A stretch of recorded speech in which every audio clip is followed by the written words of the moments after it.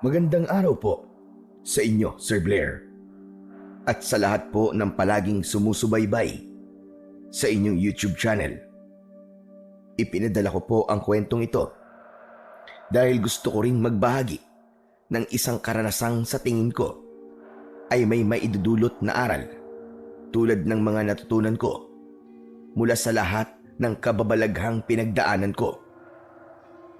Alam kong may magdududa, may magtataas ng kilay, at may hindi maniniwala. Pero totoong nangyari ito sa akin at matagal namin itong iningatan ng tatay ko. Ipinakita ng mga pangyayaring ito na sa totoong buhay may mga taong ganid, mapanghusga at ayaw makinig kapag ang nagsasalita ay mababa sa tingin nila. Pero kahit ganon, gusto ko pa rin itong ibahagi. Umaasa akong may mapupulot kayong aral. Ako po si Joshua. At ito ang aking kwento. Kakagising ko lang ng umagang yon nang may marinig akong nagbabangayan sa sala namin. Narinig ko ang boses ng auntie at uncle ko na nakikipagtalo kay tatay. Hindi ko masyadong maintindihan nung una kung ano ang pinagtatalunan nila. Kaya lumapit ako sa may pinto ng kwarto at doon nakinig. Ilang beses na ba naming sinabi sa'yo? Pagkakataon na natin itong yumaman. Kaya pumayag ka na sa amin ni Chris. Bakit ba ang kulit nyo? Ayoko nga eh. Ano ba naman yan? Intindihin mo naman kami. Kailangan namin ng pera. At nandito sa lupa mo ang sagot sa mga problema namin. Maniwala ka, Lando. May nakabaong kayamanan sa lugar na ito. At sino naman nagsabi? Si Apo Cora. Siya ang nagsabi na may limpak-limpak na kayamanan dito. At naniwala naman kayo. Ilang beses ko bang sasabihin na sinungaling yun? Walang kayamanan dito. Hindi sinungaling yung tao, kuya. May mga napagtanungan na ako sa kabilang baryo na talagang maalam daw ang matandang yun sa treasure hunting. Hindi pa raw ito sumasablay. Sus! At talagang paniwalang-paniwala naman kayo. Ini-scam lang kayo nun eh. Paanong ini-scam? Wala naman tayong ibinibigay na pera doon. Wala na nga yung tao eh. Pagbibintangan mo pa. May nakapagsabi din sa akin na taga-kabilang baryo na ilang araw bumabalik yun para manghingi ng kung ano-ano. Hindi naman para sa kanya yung hinihingi niya, kuya eh. Inaalay niya naman yun para sa ritual at pagdadasal. Ganun lang talagang style nun. Maniwala ka namang hindi niya pinakikinabakan ng mga alay na yun. Ay nako, manloloko ang taong yun. Ako na nagsasabi. Pag kayong naniniwala sa kwento-kwento lang. Grabe ka naman, Lando. Hindi mo na makilala yung matanda. Maayos naman siyang nakipag-usap sa amin. At hindi puro masama ang balita tungkol sa kanya. Sabi ko na sa'yo, may taga-ibang baryo na sinabihan niyang maghukay. At ngayon mayaman na. Kaya sige na, kuya. Pumayag ka na. Hindi. Hindi pa rin ako papayag. At yan na ang huling pasya ko. Hindi ko ipapagalawan lupa ng tatay at nanay. Yun! Sa wakas nadali mo din, kuya. Lupa ito ni tatay at nanay. Hindi sa'yo lang. Kaya kung ano man ang nasa lupa na ito, dapat lang na makinabang din kami. Nagpapatawa ka ba ha, Chris? Ang lupang ito ay ipinamana na sa akin. Oo, ipinamana sa ito ng mga magulang natin. Pero yung nakabaon dito, dapat hati tayo. Walang-wala na ba talaga kayong pera, ha? At pati itong kakapiranggot na lupa ko, ay gusto niyong sirain? Hindi naman namin sisirain eh. Huhukayin lang para makuha yung kayamanan.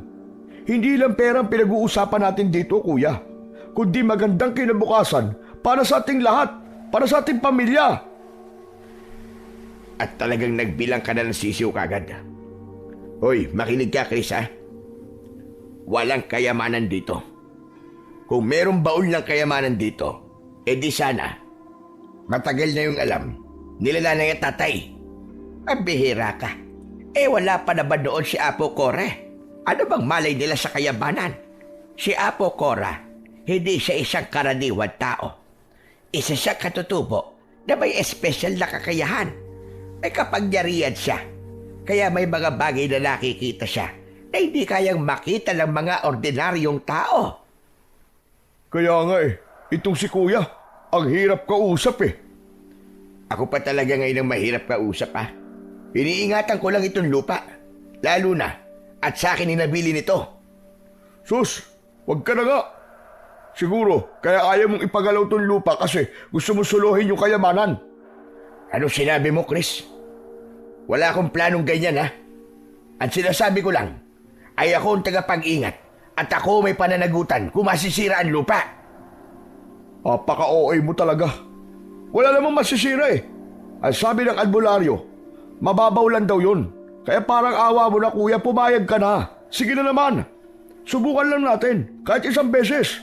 Kung wala tayong mahukay, di, tabunan na lang natin ulit yung hukay. Ganun lang kasimple yun. Manahimik ka. Sinabi nang hindi ako papayag kahit na ano pang sabihin nyo. Mabuti pa umalis na kayo. Tapos na ang usapang ito. Hindi kami aalis hanggat hindi ka papayag. Alam mo, ikaw lang ang kilala kong tao na ayaw yumaman. Ibinibigay na sa'yo, ayaw mo pa? Sa bagay, kontento ka na kasi. Sa hirap, kaya ka ganyan. Hindi totoo yan, Chris. Gusto ko din makaahon, pero ayokong umasenso sa maling paraan. Mas mali ang tumanggi sa grasya. Pwedeng tumanggi kung galing sa masama o sa isiman ni Chris. Hindi masarap gastahin ang perang hindi mo pinagpaguran. Baliw! Baliw ka na! Ano sabi mo? Sinong tinawag mong baliw ako? Sino pa ba? Ikaw lang naman talaga. Bawiin mo sinabi mo, Chris. Huwag mo kong ginaganyan. Bakit? Tinaano ba kita? Nagsasabi lang naman ako ng totoo Umayos ka. Huwag mo akong pakitaan ng masamang ugali. Dahil baka hindi ako makapagtimpi sa'yo. Baliw! Baliw ka! Sobra ka na. Wala kang modo. Mas matanda ako sa'yo Dapat mo akong respetuhin bilang kuya mo. At bakit naman kita re-respetuhin, Eber? Baliw ka Tapos, tama na yan, Chris. Tama na yan. Hindi ate. Matagal ko na kinikimkim to Oras na para sabihin ko sa kanya lahat ng sama ng loob ko. Hindi, tama na. Halika na. Umuwi na tayo. Huwag na natin pampalaki ng gulo dito. Sige lang ate. Hayaan mo siya. Sige. Sabihin mo sa akin. Ano bang problema mo? Noon pa man, akala mo, mas angat ka sabi ni ate na ikaw at superior at palaging may karapatang magdesisyon sa lahat. Ikaw palagi nasusunod at pinakikinggan din na tatay na babaliwala na yung pagiging panganay ni ate sa atin. Palaging ikaw na lang ang nasusunod. Hindi totoo yan sinasabi mo. Itatanggi mo pa? Paano mo nasabing hindi totoo, Sige nga. Alam mo sa sarili mo na tama ako. Gusto mo, ikaw ang palagi nasusunod. Gusto mo, ikaw ang pinakamatalino sa lahat. Pero sa totoo lang, hindi naman. Bobo ka! Bobo! Narinig kong biglang may kumalabog sa sala. Kinabahan ako, kaya mabilis akong lumabas at nakita ko ang uncle ko na hawak ang kanyang mga labi. May dugo. Hula ko ay sinuntok siya ni tatay. Akala mo hindi kita lalabanan? Matagal ko nang gustong gawin to! Bago pa man makasagot si tatay, mabilis na umatake si Uncle Chris. Isang suntok ang agad na tumama, diretso sa panga ni tatay. Muntik na siyang bumulagta, mabuti na lang at nakahawak siya sa upuan. Hayop ka! Ganito ba talaga ang gusto mo? Muling tumayo ng tuwid si tatay at inambahan ng isa pang suntok ang kapatid niya. Ano ba? Tama na yan! Tumigil na kayo! Tigilan nyo na yan! Para naman kayo mga bata, ano ba? Tama na! Pero parehas silang hindi nakinig. Wala ng ate at kuya sa oras na yon. Mas lalong tumaas ang tensyon sa pagitan nilang tatlo. Muli na namang sumugod si Uncle Chris. Nahawakan nito ang kwelyo ni tatay. Pinilit namang inalis ni tatay ang kamay ng kapatid niya. Subalit, sadyang mas malakas ito kumpara kay tatay. Makinig kang mabuti. Huhukayin namin ang lupang to. Gusto mo man o hindi. At kung ayaw mo pakiusapan ng matino, mapipilitan ako gumamit ng maras na paraan para makuha ang gusto ko. Pinagbabantaan mo ba ako, Chris? Hindi. Hindi pagbabanta yun. Gagawin ko yan kung talagang magmamatigas ka. Tama na, Chris. Tara na. Umuwi na tayo. Sandali lang ate, hindi pa ako tapos. Alam natin pareho na may karapatan pa rin kami sa lupang ito. Kaya kapag nakahukay kami ng kayamanan dito, hindi talaga kita bibigyan. Anong karapatan ang sinasabi mo? Magkakademandahan tayo kapag pinilit niyong gusto niyo. Kaya huwag niyong pakialaman ang lupa ko. At sa tingin mo, masisindak mo ako sa ganyang pananakot mo? Hindi magdemanda ka! Ulol! Saan ka naman kukuha ng panggastos sa abogado at sa pagsasampa ng kaso, Aber? Natahimik si tatay. Nakita ko ang pagkunot ng mga noo niya. Alam kong tinitimpi niya ang galit. Halika na, Chris. Tara na. Umuwi na tayo. Tumalikod ang dalawa at naglakad palabas ng bahay. Tahimik na nanatili sa sala si tatay. Naupo siya sa isang lumang silya. Tulala at parang nasa ibang mundo. Napansin ko na may kaunting luha ang pumatak sa mga mata niya. Tapos ay narinig ko ang mabigat na paghinga niya habang nakahawak sa kanyang panga. Nagdesisyon akong lapitan siya. Tay, ayos lang po ba kayo? Oo, anak. Ayos lang ako. Gusto niyo po ba ng tubig? Ikukuha po kita, tay. Wag na, anak. Salamat na lang. Ayos lang talaga ako. Wala kang dapat na ipag-alala. Tay, bakit niyo po hinayaang saktan kanya? Natahimik si tatay at di niya nasagot ang aking tanong. Sa sandaling yon ay wala akong nagawa kundi ang titigan siya. Malungkot ang mukha niya at tila kay lalim ng iniisip. Pero sa totoo lang, ako man ay naguguluhan kung bakit ayaw niyang subukan na ipahukay yung sinasabing kayamanan sa lupa namin. Pero ang lote na yon ay totoo din namang ipinamana na sa kanya. Kaya hindi ko siya mapipilit kung sakaling hindi na magbabago pa ang pasya niya. Ayos lang naman. Maski saktan niya ako. Yung pisikal na sakit, mga ilang oras mawawala rin yun. Yung mga sugat gagaling. Pero alam mo ba kung ano ang pinakamasakit sa lahat ng to? Yung wala silang respeto sa pag-aari ko. Pero tay, bakit niyo po sila kinukontra? Sa palagay ko naman po may punto sila eh. Paano nga po kung may kayamanan po dito? Kahit pa may kayamanan dito, Joshua, hindi ako papayag na ukahin nila ang lupa ko. Alam mo, matagal na silang ganyan. Suga pa sa pera. Yung mga mana nilang mga lupa, ayun, ibinenta nila at nilustay lang sa sugal at luho. Saka walang pakialam sa akin yung dalawa na yun. Kapag pinagbigyan ko sila, aalis lang yung mga yun. Kaya may makuha o wala. Naku, maniwala ka sa akin, Joshua. Sa bagay, tayo nga naman po ang kawawa tay kapag ganun sila. Tsak na masisira itong bahay natin kapag hinukay ang lupa. Yun na nga eh.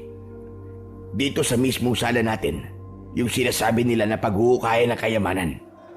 Sino ba naman tao ang papayag sa ganun? Grabe sila tay, no? Pera lang talaga ang mahalaga sa kanila. Sinabi mo pa, na hindi talaga nila inisip kung anong mangyayari sa atin. Pero alam mo, may nararamdaman talaga ako sa bahay na to eh. Ano po yun? Para bang may bantay. Kaya nga ayokong galawin. Bantay? Ano pong klaseng bantay? Basta anak, mahirap ipaliwanag eh. Hindi ko muna ididetalye. Hindi pa sa ngayon. Kayo po ang bahala, tay. Kung ayaw niyo pa pong ikwento eh. Pero tay, meron po akong itatanong. Ano yun anak? Kapatid niyo po ba talaga sila? Para kasing malayo po ang ugali nila sa inyo eh. Dahan-dahang umangat ang tingin ni tatay sa akin. Napansin ko ang bahagya niyang paglunok. Ano bang klaseng tanong yan anak? Tumayo siya bigla na para bang ayaw niya nang ituloy ang aming usapan. Naglakad siya papuntang kusina at kinuha ang anumang mahawakan sa mesa. Halika na nga, kumain na tayo. Alam kong iniiwasan niya ang tanong ko. Pero hindi na ako nagsalita pa. Sumunod na lang ako. Tahimik kaming kumain. Paminsan-minsan ay napapasulyap ako sa kanya. Malungkot ang kanyang mga mata at hindi mapakali. Sa ganong pagkakataon talaga, naaawa ako sa kanya. Nahihiling ko minsan na sana, balang araw, ibigay na rin ang swerte sa amin para hindi na siya nalulungkot. Samantala, pagkatapos ng aming agahan, nagpaalam na siya sa akin. Aalis na ako, Joshua anak. Ikaw na ang bahala dito ah. Kailangan maaga sa pili. Sayang naman kung masingitan na naman ako ng mga loko-lokong tricycle driver. Ako na ang bibili ng lutong ulam mamaya para sa tanghalian. Sige po tay. Ako na lang po magsasaing. Ingat po kayo ah. Salamat anak. Kinuha na niya ang tsinelas niya at isinuot. Pinanood ko siyang palabas. Ilang sandali pa ay narinig ko ang pag-andar ng tricycle niya. Pero habang papalayo ang sasakyan niya, napansin ko si tatay. Wala siyang ulo. Hindi ko na siya matawag at mapabalik. Tuluyan na siyang nawala sa kanto. Gayunpaman, hinayaan ko na lang ang nangyari. Kinuha ko ang walis at sinimulan ang paglilinis ng bakuran. Ganito ang takbo ng umaga ko. Tuwing umaalis ang tatay ko. Si tatay lang ang nagtatrabaho at ako ay sa bahay lang. Isa kong PWD. Pilay ang kaliwa kong binti at pilantod akong maglakad. Si tatay ang naghahanap buhay sa amin. Gawa ng hindi naman ako matanggap-tanggap sa trabahong ina-applyan ko. Sinubukan kong mag-apply maraming beses na pero walang tumatanggap sa akin dahil nga sa aking kapansanan. Huling apply ko ay sa pinakamayamang pamilya dito sa baryo. Hindi ako natanggap ni hindi ko nga nakausap yung may-ari dahil sa katiwala pa lang nausgahan na ako. Tinignan lang ako nito mula ulo hanggang paa at saka pinagtawanan. Tapos sinabi na hindi ako tanggap. Nakakalungkot na may mga ganong klase ng tao na hindi ko pa man naipapakita kung paano ako magtrabaho. Tumanggi na sila kagad. Kaya naman, sabi ni tatay, hayaan ko na raw. Manatili na lamang ako sa bahay. Sinunod ko siya pero hindi ako natatahimik kapag nakaupo lang at walang ginagawa. Kaya naman sa bakuran, nagtanim ako ng mga halamang namumulaklak at mga halamang gamot. Mga gulay naman sa likod ng aming bahay. Tahimik ang naging maghapon. Subalit nang magsasaing na sana ako para sa hapunan, biglang dumating si Uncle Chris. Bumungad itong hingal, pawisan at halatang kabado. Joshua, ang tatay mo na aksidente. Isinugod sa ospital. Ano? Paano po na aksidente? Maingat po na driver si tatay ah. Imposible yun. Anong imposible? Posible yun. Aksidente nga, di ba? Oo nga, pero Huwag ka na magpero-pero dyan. Magbihis ka na at punta na natin ang tatay mo. Sumabay ka na sa akin, bilisan mo! Mabilis akong nagbihis. Paglabas ko, naglakad ako papunta sa motor niya at sumakay. Pagdating namin sa ospital, tinuro ng nurse ang kwarto. Nang buksan namin ang pinto, nakita namin si tatay. Gising, madungis at maraming benda sa katawan. Madami din siyang mga sugat. Tay! Tay, ano pong nangyari? Konting disgrasya lang ito, anak. Konti! Konti pa ba sa inyo yung mga bukol at sugat na nasa katawan nyo? Huwag ka nang mag-alala. Ayos lang ako, anak. Mabuti naman po at ayos lang kayo. Tay, bakit po ba kayo bumangga? Ano po nangyari? Ano kasi? Parang nawalan ng preno. Pagdating ko sa pababang kalsada, ayaw nang kumapit. Yun, nagdire-diretso ako at bumangga sa sinusundan kong sasakyan. Wala eh. Hindi ko na nakontrol eh. Pero tay, bakit po nagkaganon? Di ba palagi niyo naman pong chine-check yun? Paano di niyo po nakita na may sira pala? Nagmamadali ako kasi kaninang umaga. Kaya hindi ko na naharap. Ayos pa naman yung takbo nito hanggang nung tanghali. Nagkaaberya na lang nung hapon. Baka naman doon na talaga bumigay nung hapon na. Hindi na ako nasagot ni tatay. Napansin niya si Uncle Chris na nasa likod ko at di umiimik. Oh Chris, nandito ka pala. Hindi kagad kita napansin. Oo kuya. Nung nalaman ko na na-aksidente ka, sinundo ko na kagad tong anak mo para mapuntahan kita dito. Aba, himala ah. Ngayon mo lang yata ako pinagbalasakitan ng ganyan. Sus, kuya naman. Siyempre pamilya tayo. Sino pa ba magdadamayan kundi tayo lang din? Salamat Chris kung ganon. Umayos ng tayo si Uncle Chris. Nagkamot pa ng batok na parabang naiilang. Kuya, kumusta ka naman? Siya nga pala yung tricycle mo kuya. Mukhang di mo na mapapakinabangan. Wasak yung harap eh. Nako, malas talaga. Paano nang hanap buhay ko niyan? Baka naman, say na to kuya. Alam mo na, para naman pagbigyan mo na kami. Kapag nakuha na natin ang kayamanan, hindi mo na kailangan mamasada, di ba? Biglang napatingin si tatay. Kita ko agad na hindi maganda ang dating sa kanya nang sinabi ni Uncle Chris. Chris, pwede bang wag mong isingit ang usapang yan dito? Puro yan na lang ang iniisip mo eh.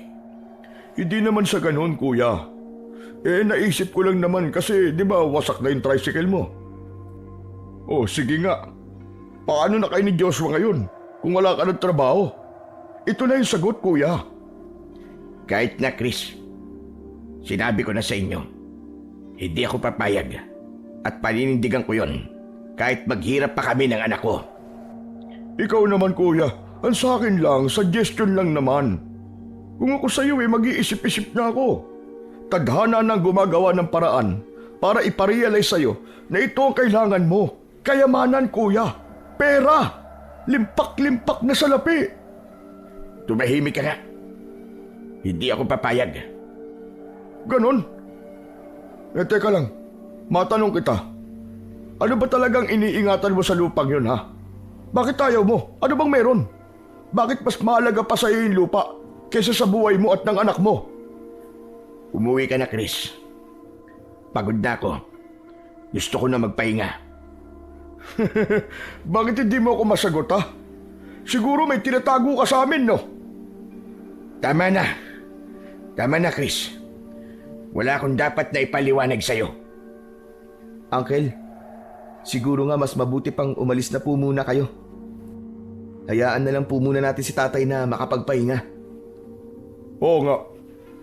O sige, aalis na ako. Bahala kayo sa buhay niyo. Bigla siyang tumalikod at dire-diretsyong lumabas ng pinto. Naiwan kaming dalawa ni tatay. Narinig ko yung mahina at mabagal na paghinga niya. Napansin kong naniningkit din ang kanyang mga mata. Iba rin ang kulay ng mukha niya. bigla siyang namutla. Maya-maya pa ay narinig ko na bigla siyang napaungol. Para bang nasasaktan. Napahawak siya sa ulo. Madiin. Tapos bigla na lang siyang nagsuka ng dugo. Hindi ko inaasahan yon. Para akong nabuhusan ng malamig na tubig. Hanggang sa nagpanik na ako.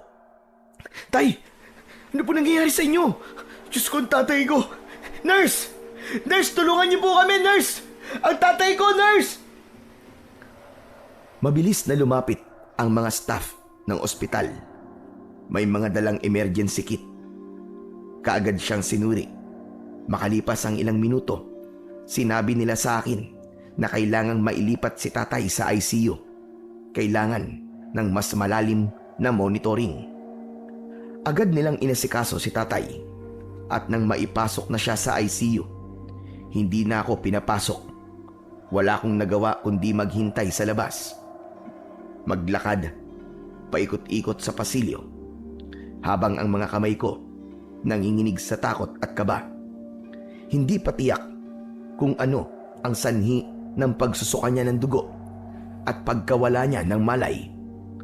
Posible daw na delayed symptom mula sa impact ng aksidente o biglang pagtaas ng pressure sa ulo. Kailangan ng iba pang test, scans at 24 oras na monitoring. Ang sabi, kailangan kong maghanda ng pera para sa mga gamot niya. At ang pinakamasakit pa na sinabi sa akin, hindi nila alam kung kailan siya magigising. Habang nakaupo ako sa malamig na bangko sa labas ng ICU, napapaiyak na ako.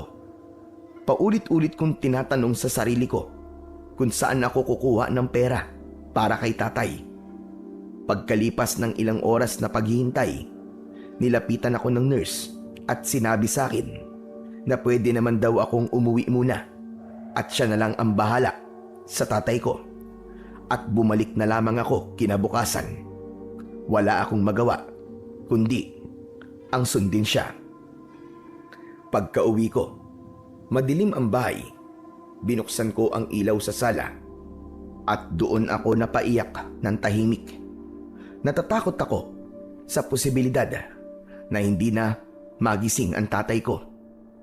At natatakot din ako na baka wala din akong maitulong sa kanya dahil sa kalagayan ko.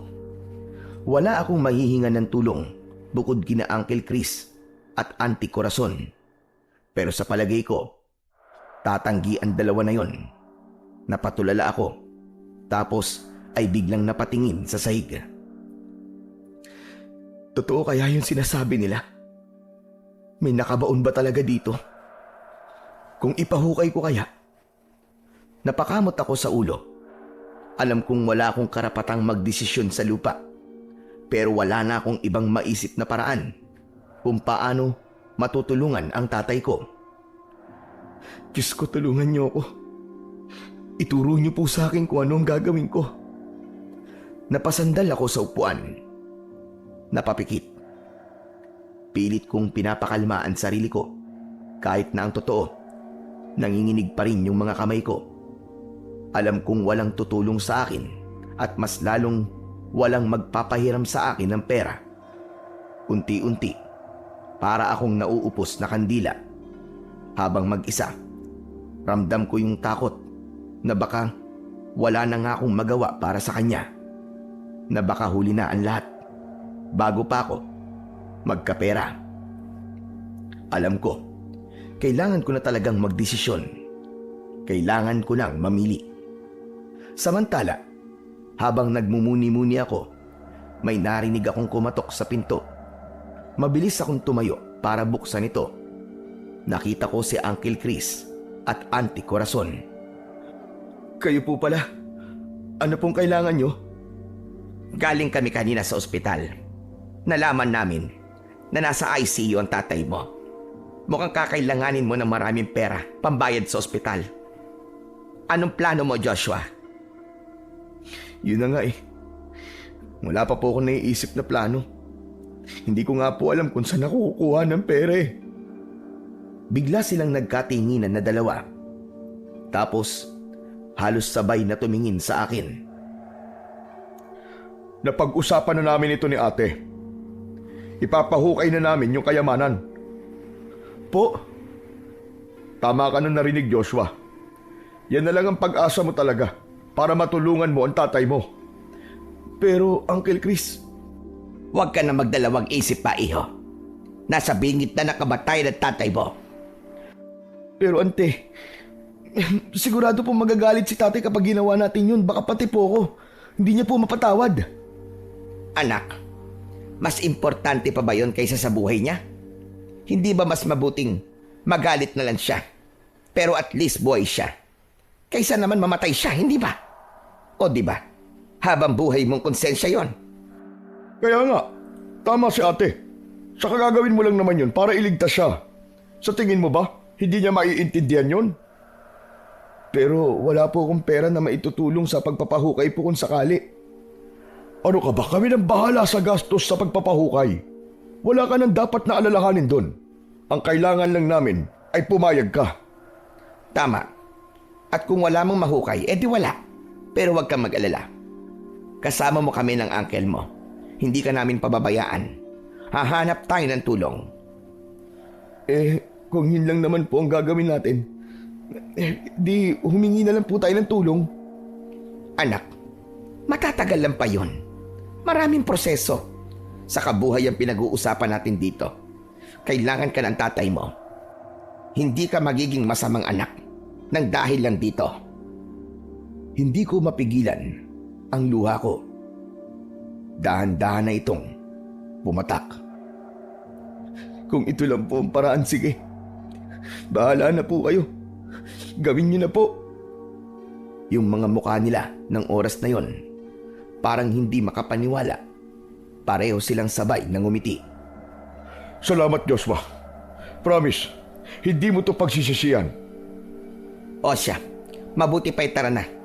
Chris, maghahanap na tayo ng tao na pwedeng magtrabaho dito bukas para masimulan na kagad ang paghuhukay.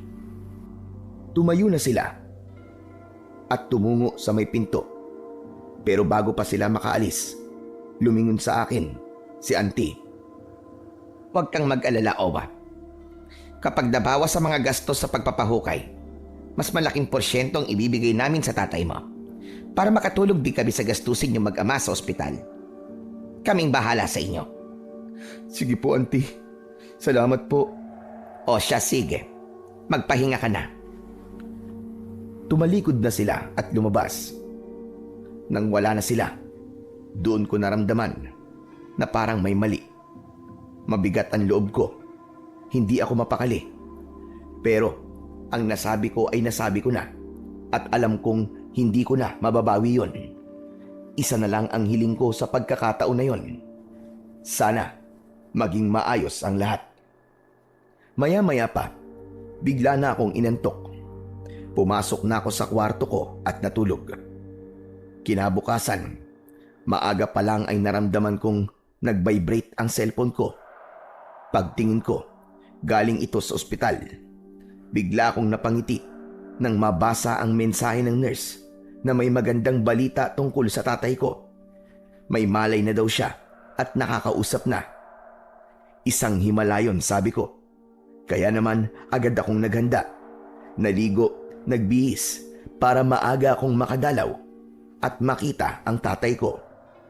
Ilang sandali pa, palabas na sana ako nang may marinig akong sasakyan na huminto sa harap ng bahay. Binuksan ko ang pintuan at nakita ko sina Uncle Chris at Auntie Corazon na may kasama silang dalawang lalaki na may hawak ng pala at pangbungkal. Oh Diyos, ba't ang aga mo naman yatang nakagayak? Pupunta ka ba ng ospital? Opo, Uncle. May text po kasi ako na-receive. Ang sabi po, gising na daw po si tatay. Pupuntahan ko lang po siya saglit. Aba, ganun ba? O sige, mag-iingat ka. Salamat po. Pero Uncle, baka po pwedeng makiusap na huwag niyo po munang ituloy ngayong araw ang paghuhukay. Kakausapin ko po muna si tatay. Ano? Abay, hindi pwede, Joshua. Nandito na yung mga maghuhukay, oh. Sayang naman yung araw nila kung hindi matutuloy ang trabaho. Kaya nga, at saka pumayag ka na kagabi, di ba? Ngayong araw lang naman po, Uncle eh. Importante po na makausap ko muna si tatay. Basta, ako na pong bahala na magkumbinsi po sa kanya. Tumahimik silang pareho. Kita ko sa mukha nilang hindi nila nagustuhan ang sinabi ko. Napabuntong hininga na lang si Auntie Corazon. Tapos napakamot naman sa ulo si Uncle Chris. Hay nako, sige na ka. Pero kumbinsihin mo mabuti ang tatay mo, ha? Ate, kakahiya naman sa mga kasama namin. Naabala na sila. Opo, pasensya na po talaga kayo. Nagpaalam na ako sa kanila ng maayos. Naglakad hanggang sa makarating ako sa kalsada. Sakto namang may tricycle na padaan. Doon na ako sumakay para magpahatid sa ospital sa bayan. Pagdating ko sa ospital, diretso na ako sa nurse station. Pinayagan akong pumasok sa ICU. Anak, Tay, kumusta na po ang pakiramdam nyo? ayos naman na kahit papano. Ay, salamat, mabuti naman. Alam niyo po bang alalang-alala po ako sa inyo? Huwag ka nang mag-alala. At sabi sa akin ng doktor kanina, ayos naman na yung mga ibang laboratory ko. Ang hinihintay na lang ay yung MRI ko. Pero sa palagay ko ayos din naman yun. Kaya huwag ka nang mag-alala. Sige po. Pero tay, may problema po tayo. Malaki-laki po kasi ang kailangan nating bayaran dito sa ospital eh. Hindi ko po alam kung saan po tayo kukuha ng pambayad. Tulad ng sabi ko sa'yo, wala kang dapat na ipag-alala. May darating na biyaya sa atin, anak. Hindi tayo pababayaan ng Panginoon. Ano po?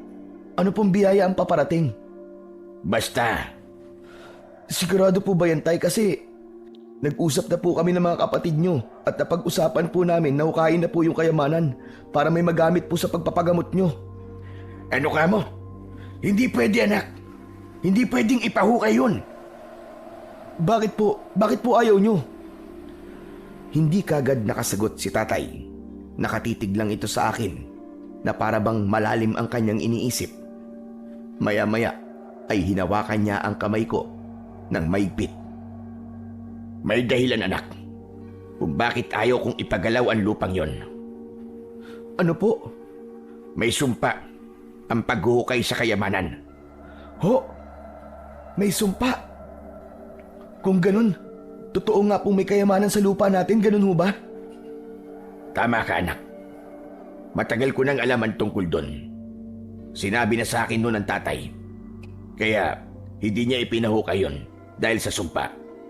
Hindi pwedeng pakialaman yon nang walang basbas ng tagabantay. Ano pong tagabantay? Isang kaluluwa na ang trabaho hanggang ngayon ay bantayan yung nakabaon na yaman. Hindi siya matahimik. Paano niyo po nalaman na hindi po siya matahimik? Dahil palagi ko siyang nararamdaman, anak. At minsan nakita ko siya. Maniwala ka man o sa hindi, anak. Kaya naniniwala ko sa sinabi ni tatay. Baka may kapalit kapag pinakialaman natin yung kayamanan. Pero bakit ngayon niyo lang po ito sinasabi sa akin? Dahil hindi ko alam kung kakayanin ba ang katotohanan ito o hindi. Bata ka pa. Hindi mo tulubos na mauunawaan. Tay, hindi na po ako bata. Binata na po ako. Kaya ko na pong umintindi. Oo nga. Pero ayoko lang na matakot ka. Ganun ho ba? Pero hindi naman po ako matatakot eh. Pilay lang ako. Pero hindi naman ako duwag. Patawarin mo ako, anak. Sana intindihin mo na lang ako. Pinoprotektahan lang kita. Pero bakit po kila auntie? Bakit hindi niyo po sinabi sa kanila? Bakit ayaw niyo pong ipaliwanag sa kanila ng mabuti? Sa tingin mo ba, paniniwalaan ako ng mga yun? Basta usaping pera, wala silang pakikinggan kung hindi pabor sa kanila. Eh tay, ano pong gagawin ko? Ang sabi ko pa naman po sa kanila eh. Ako na po ang bahalang kumumbinsi sa inyo.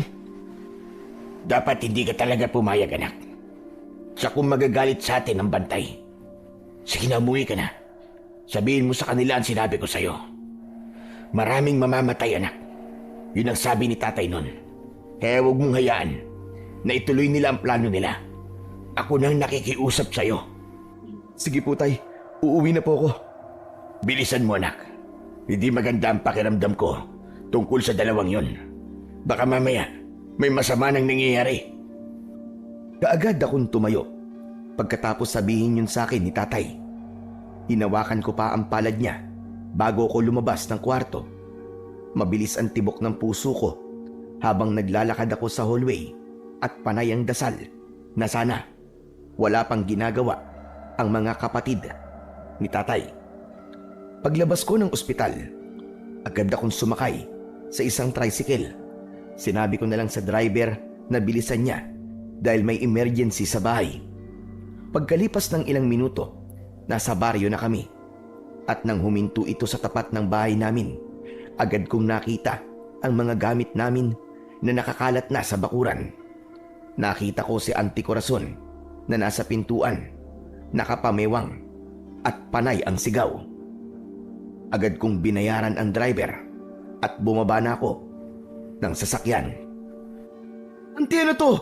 Ano pong ginawa nyo? Bakit nagukay na kayo? Abay, natural. Hukay na kami. Kailangan namang hintayin ka pa. Sayang ang araw. Pero auntie, ano bang pinipero-pero mo? Di ba, bago ka naman umalis, ay sinabi mong ikaw na ang bahala sa tatay mo? Kaya nga po, pero hindi ko naman sinabi na pinayagan ko na kayong magukay. At sabi ko po, hintayin niyo ako. Hindi po pumayag si tatay eh. Wala ka na magagawa. Naumpisa na eh. Wala nang atrasan to. Hindi niyo po naiintindihan eh.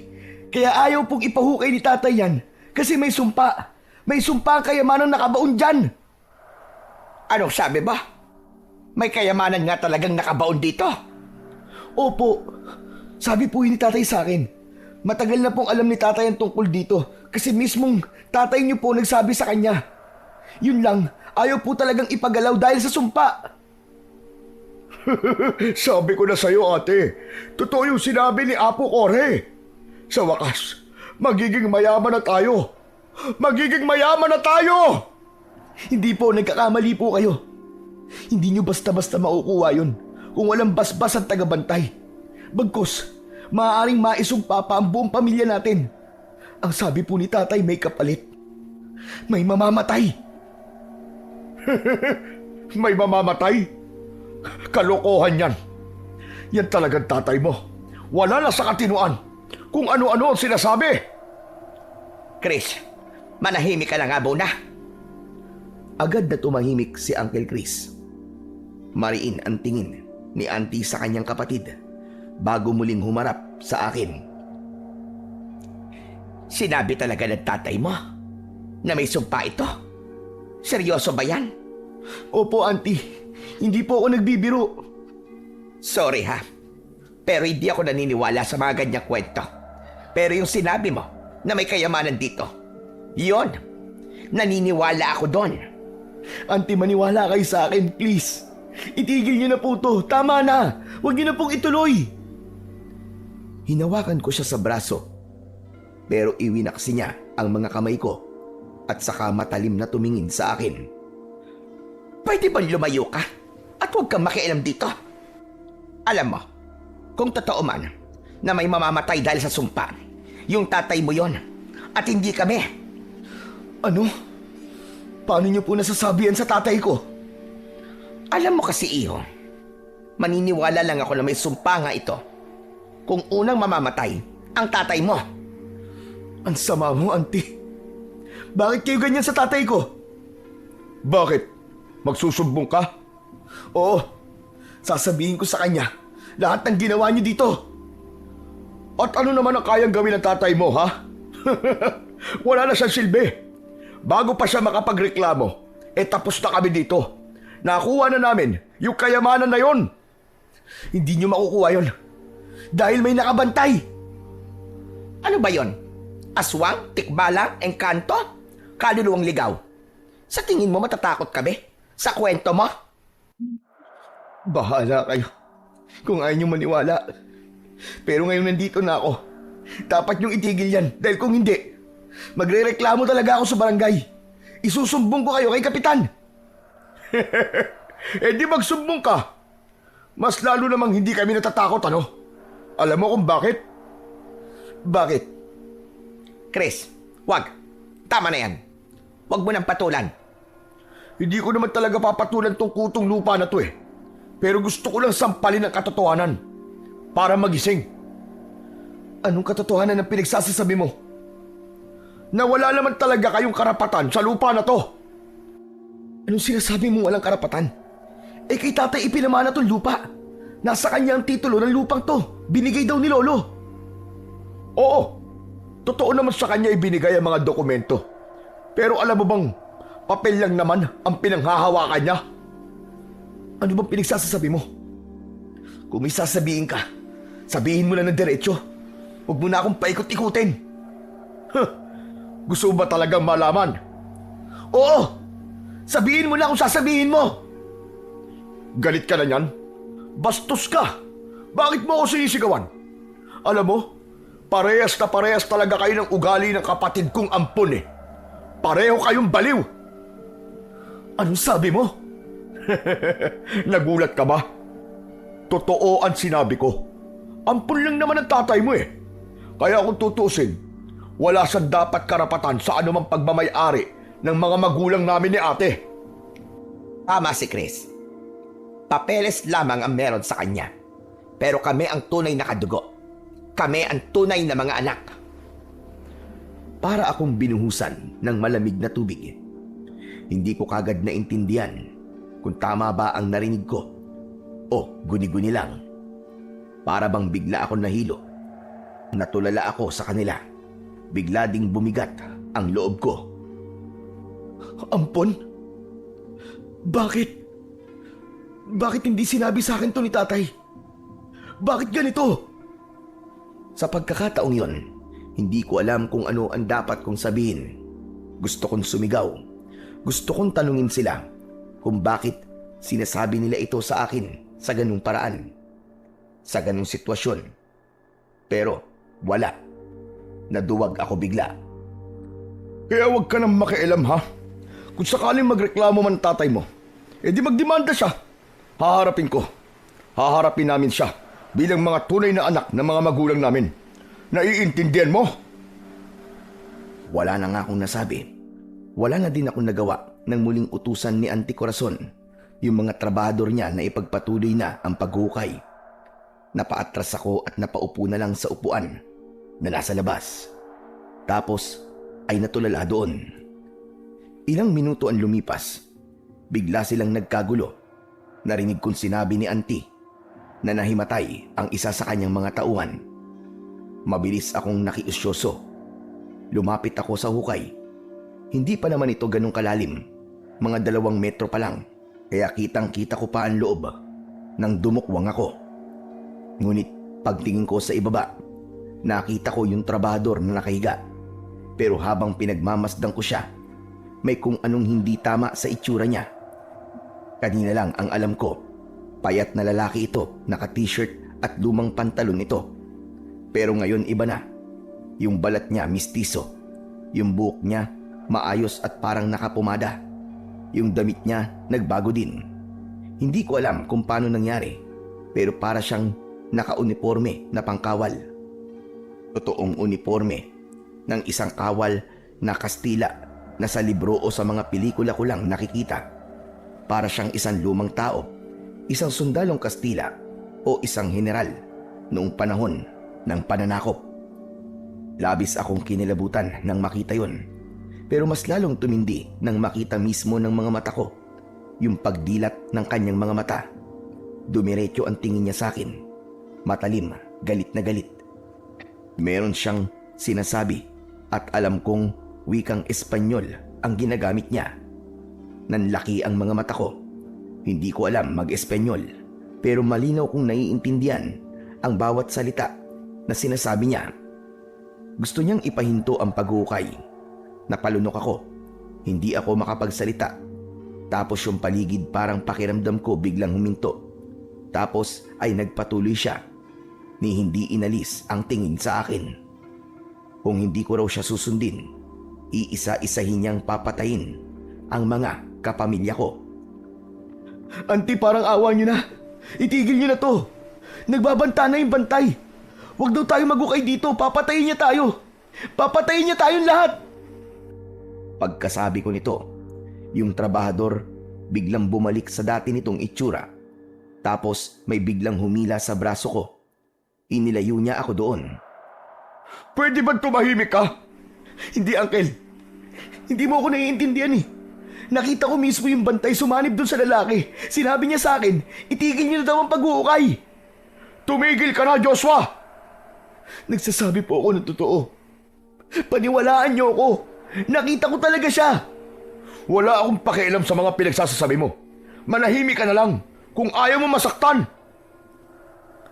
Habang kinakastigo ako ni Uncle Chris, nakita kong umahon na sa hukay yung dalawang trabador at narinig kong nagpapaalam sila kay Auntie.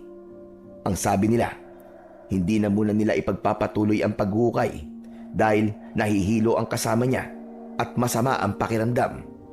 Wala silang nagawa. Pinayagan nila ang dalawa. Pagkaalis ng mga ito, napatingin ang dalawa sa akin. Nakaangat ang kilay ni Auntie. Sayang naman. Konti na lang eh. Wala kayong dapat na panghinayangan, Auntie. Buhay ang kapalit ng yamang makukuha nyo. Ayaw niyang ibigay. Ayaw niyang ibigay sa inyo yung binabantayan niya. Ayaw niyang ibigay sa amin? Aba, bakit naman? Hindi ko alam, Auntie. Basta tama na po. Tama na, Auntie. Huwag mo siyang pakinggan, Ate. Nag-a-addict na yata yan eh. Hoy, ikaw, Joshua. Totoo ba ang sinasabi ng uncle mo? Hindi po, Auntie. Hindi po ako addict. Mabuti naman kung ganon. Pero makinig ka, ha? Hindi na namin pwedeng ihinto ang pag-uukay. Tulad mo, malaki din ang pangangailangan namin. Sana maintindihan mo. Kung di kami makikinig sa inyo ng tatay mo. Pero, Auntie, tumahimik ka na nga. Kanina pa ako napipikon sa'yo eh. Peste talaga kayong mag-ama sa buhay namin. Puro kamalasan ang dala nyo. Tumahimik ako. Masama ang loob ko sa kanilang dalawa. Pero hindi na ako nagsalita para matapos na. Nang matapos silang manermon, umalis na rin sila ng kusa. Pero bago sila makalayo, may tinig akong narinig. Yung bantay. Ang sabi niya, kung itutuloy kinabukasan, mas malala pa ang mangyayari. Samantala, nang dumilim na, ay pumasok na ako ng bahay. Dahil malamig at mamog, naisipan kong silipin kung posible bang tulugan ang aking kwarto.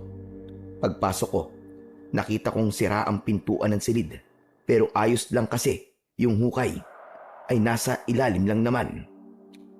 Nang matapat ako sa hukay, nalungkot ako. Noon, marami akong tanong habang nakatitig sa pagtatalo ng magkakapatid. Palagi kong iniisip kung bakit ayaw ni tatay. Pero ngayong nakikita ko yung hukay, nasabi ko na tama pala siya.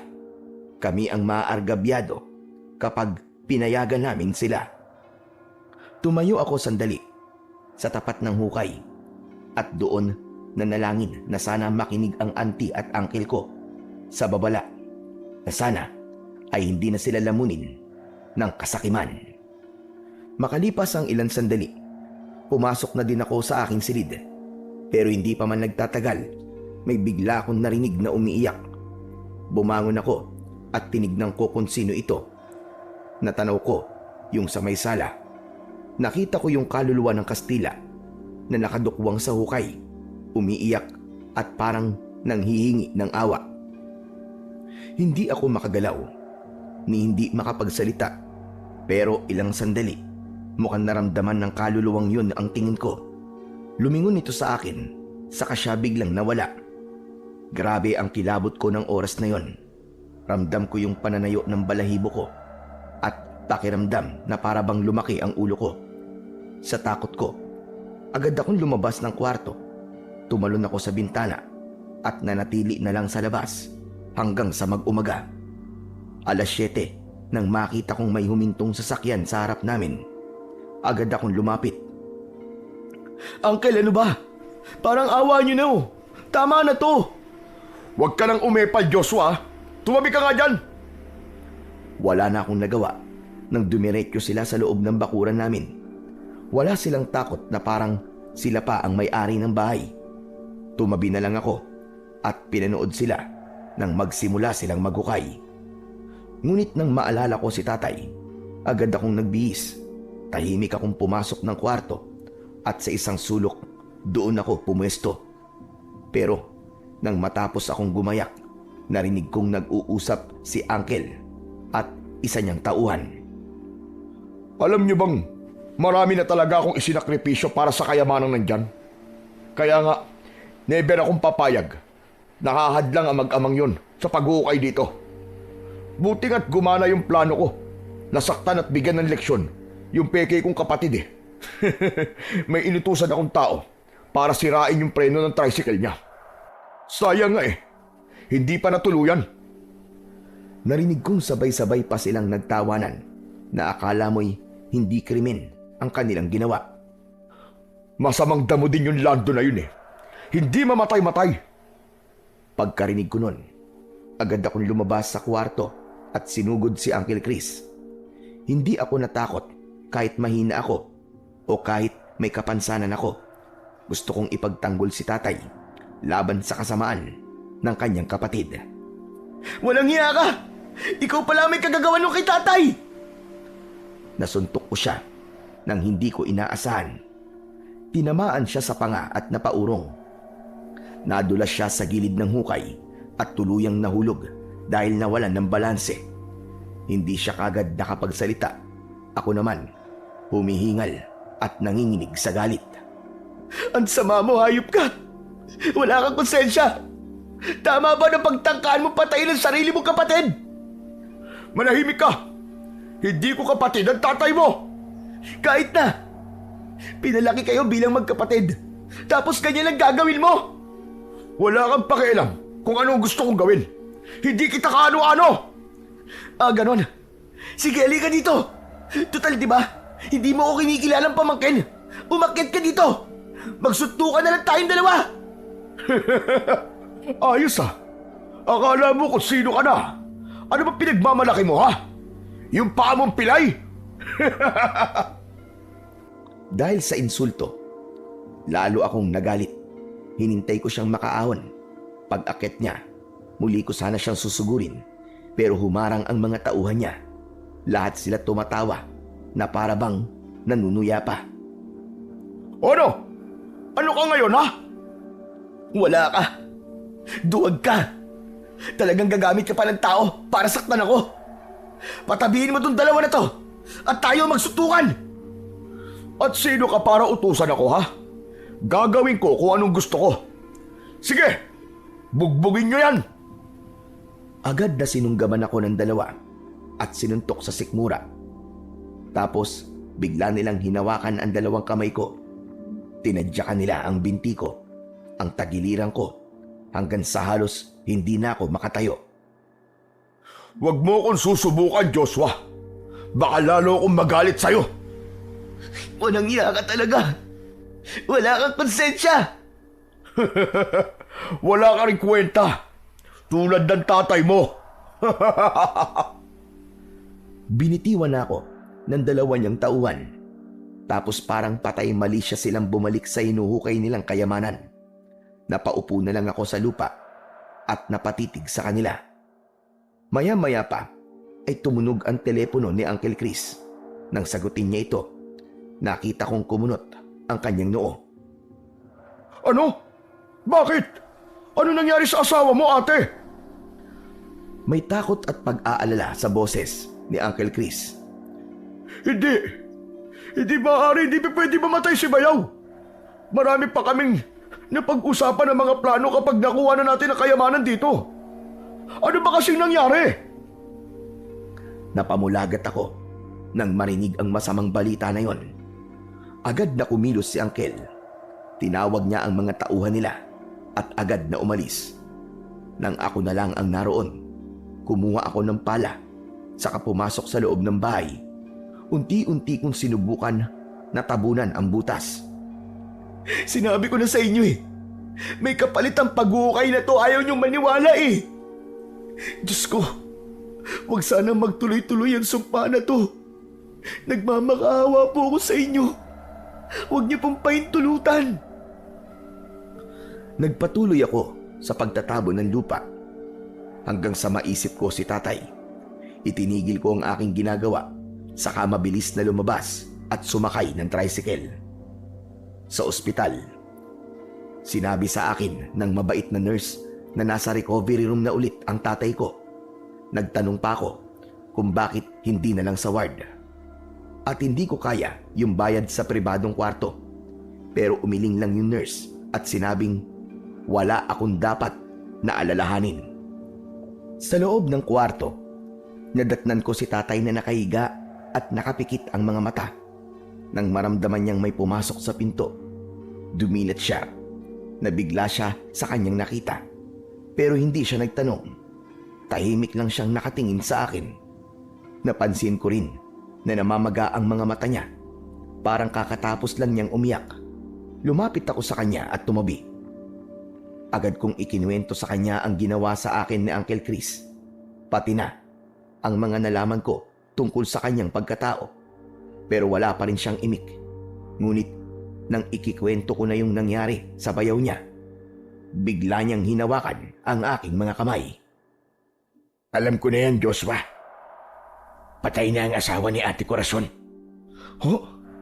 Pero paano niyo po nalaman? Napanaginipan ko nangyari sa kanya. Ipinakita sa akin ng bantay. Talaga po? Dahil ito, sa pagiging ganid nila. Kaya nga po eh. Ano pong gagawin natin, tay? Wala, anak. Wala tayong gagawin. Pero bakit? Paano po kung pati tayo ay madamay sa ginawa nila? Ayoko pong may mangyaring masama sa'yo, tay. Wala kang dapat na ipag-alala. Walang mangyayaring masama sa akin o sa'yo. Di ba nga? Sila ang nagsabi na hindi nila ako kadugo. Hindi nila ako itinuring na kapamilya. Kaya kung itutuloy nila ang pag-uukay, sila ang mapapahamak at hindi tayo. Hindi ako agad nakasagot. Tinitigan ko siya. Nakapikit lang siya. Halatang pagod at mukhang masama ang loob. Gusto kong magtanong. Gusto kong maintindihan kung bakit parang ganun lang kadali sa kanya na tanggapin ang lahat. Tahimik na lang akong pumesto at di na muling nagsalita ng tungkol sa mga kapatid niya. Sinamahan ko siya sa ospital ng buong maghapon. Pero pagsapit ng hapon, nakiusap siya sa akin na umuwi ako.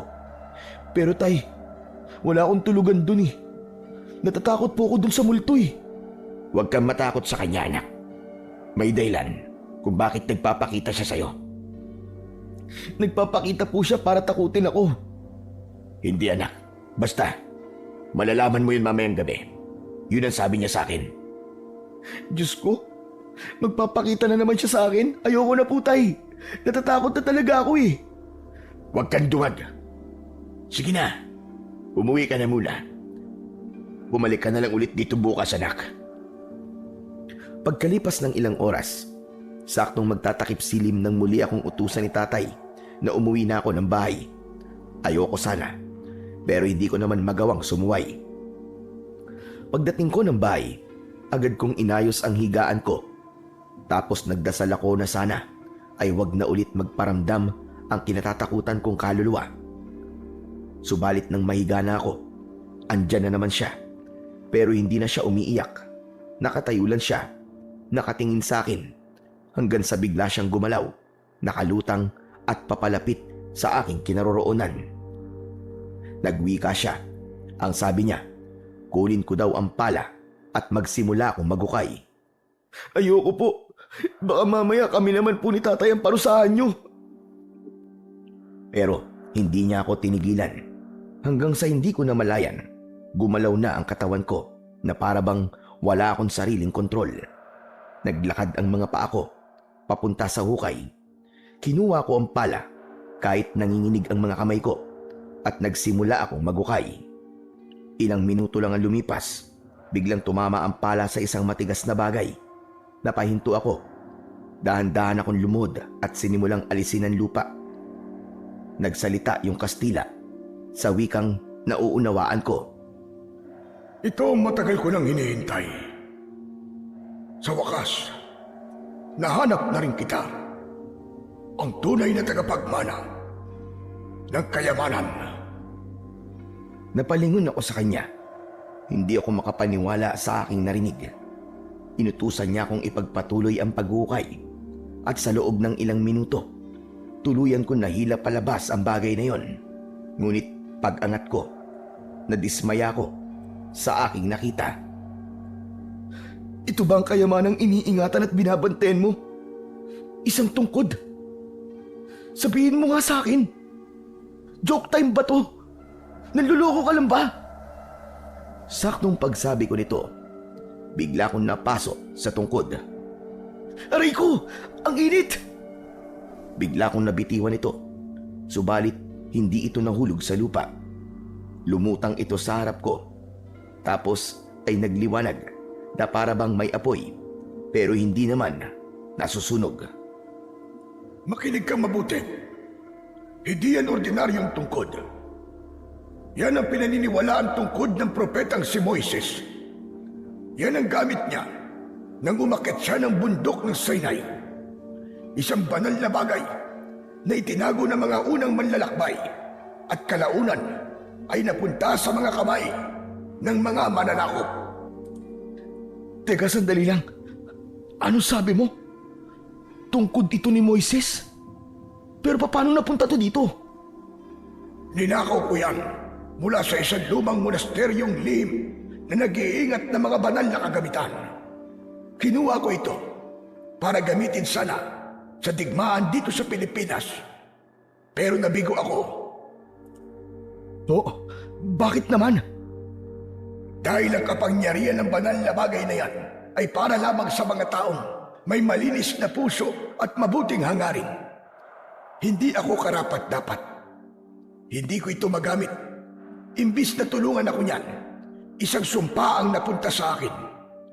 Ang maging tagapagbantay nito hanggang sa aking kamatayan. At saka lang ako makakalaya kapag yung mismong tungkod na ang pumili ng bagong tagapag-ingat. At ikaw yun. Pero, bakit ako? Bakit sa akin mo ibibigay? Ano bang meron sa akin? Dahil ikaw ang binatang sagrado. Ano? Sagrado? Ako? Paano nangyari yun? Hindi naman ako...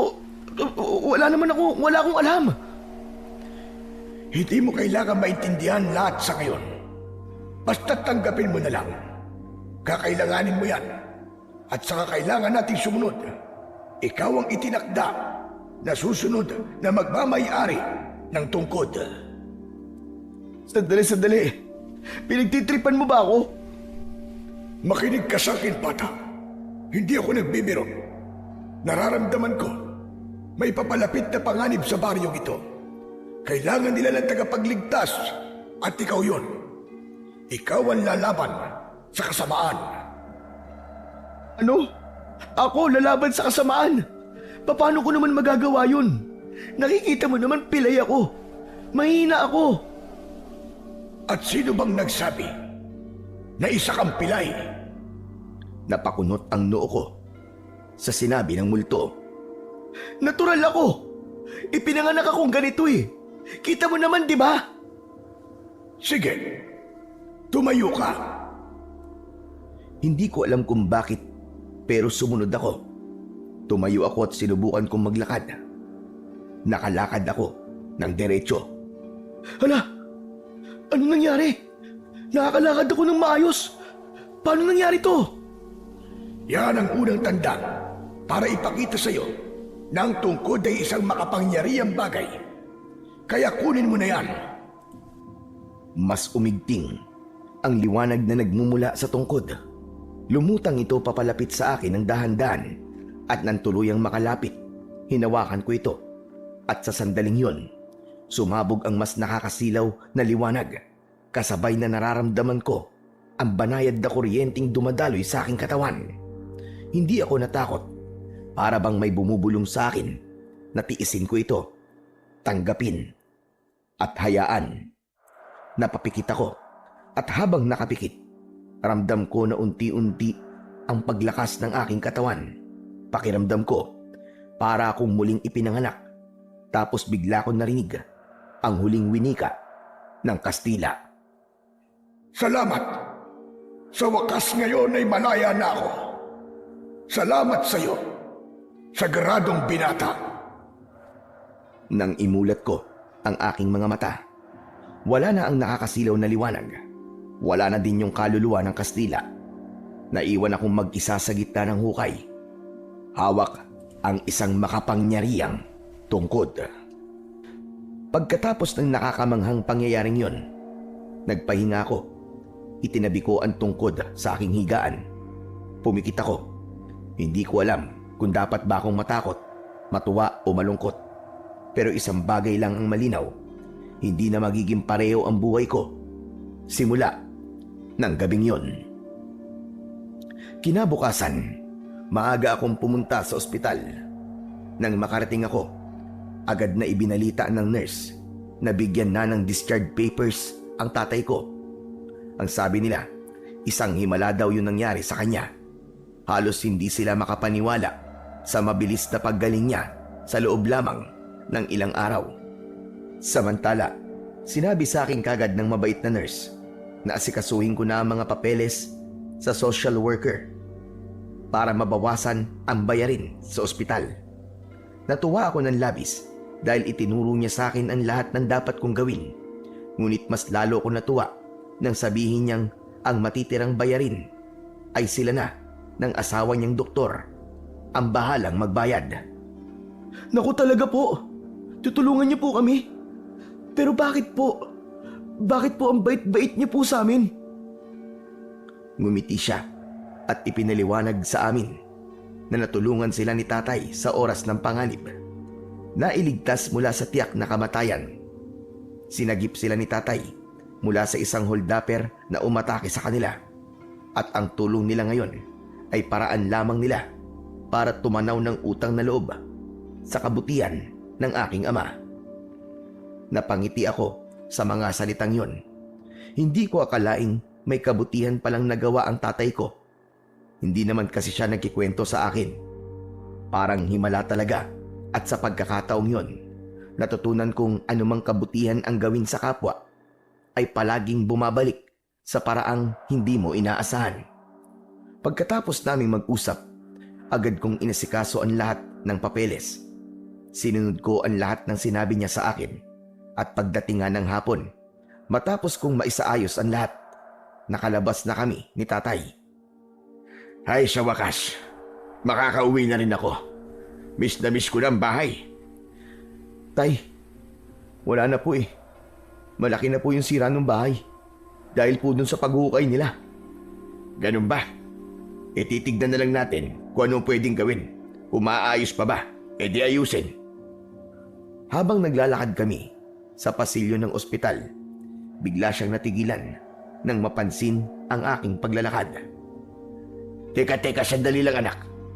Nakakalakad ka na ng maayos? Opo, tay. Paano nangyari yun? Anong ginawa mo? Mamaya na lang po sa bahay natin pag-usapan, tay. Sasabihin ko po sa inyo lahat ng mga kababalaghang nangyari at marami din po akong gustong itanong sa inyo. Sige. Sa bahay na lang natin pag-usapan. Pero anak, masaya ako na gumaling ka na. Ako din po, tay. Masaya po ako na okay na po ang lahat sa atin.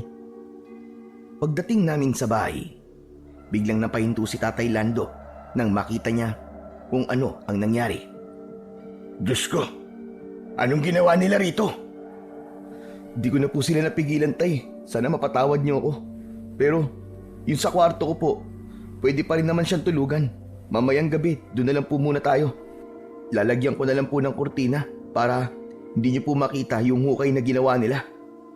Hindi anak, hindi tayo dito matutulog mamayang gabi. Ho? Saan po? Doon tayo sa bukid, sa lumang kubo ni tatay. Doon mas ligtas tayo.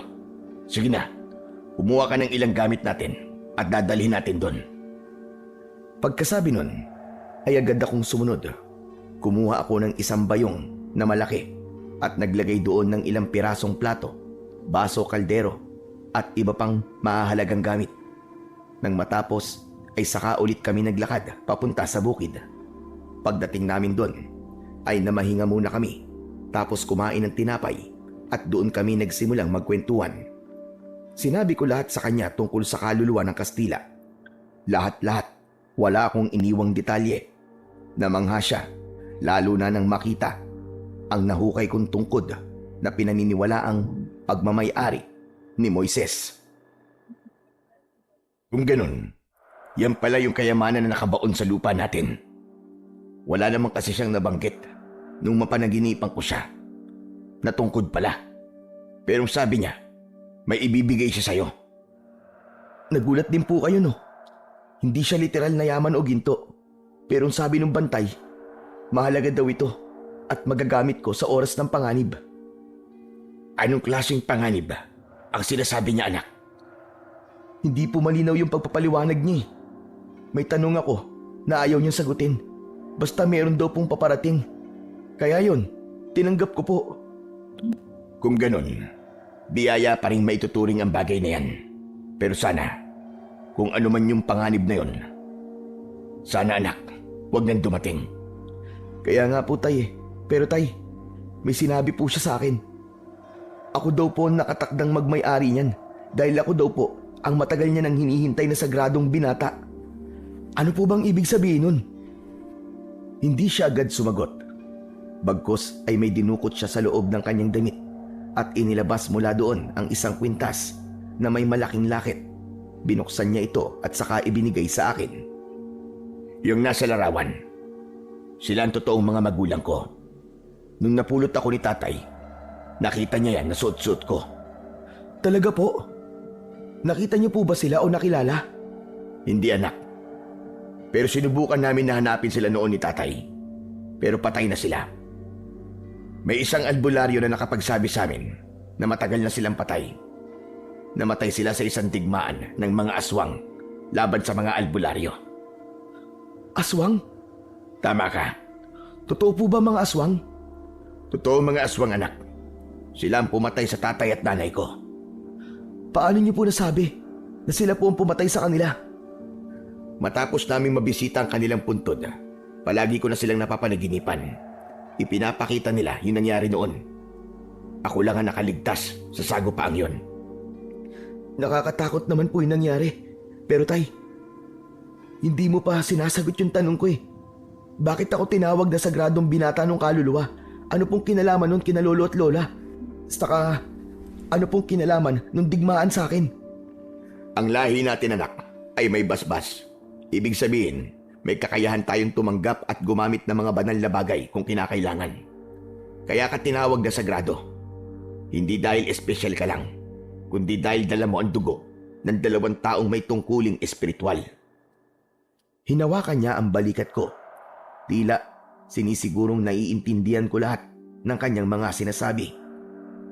Hindi ko sinabi sa'yo dahil gusto kong palakihin ka bilang isang normal na bata. Ako man ay tumalikod sa tungkulin ng ating lahi. Madalas magpakita sa panaginip sina tatay at nanay noon para kumbinsihin akong maging albularyo din katulad nila. Pero magiging kapalit noon, maaari akong mahanap ng mga nakalaban nila na pumapatay sa ating lahi. Pero ngayon, mukhang hindi na natin maiiwasan ang tadhana. May nakatakda talagang nilalang na haharap sa mga aswang na yon. At ikaw yon, anak. Bigla akong natulala. Hindi ako handa sa katotohanan yon.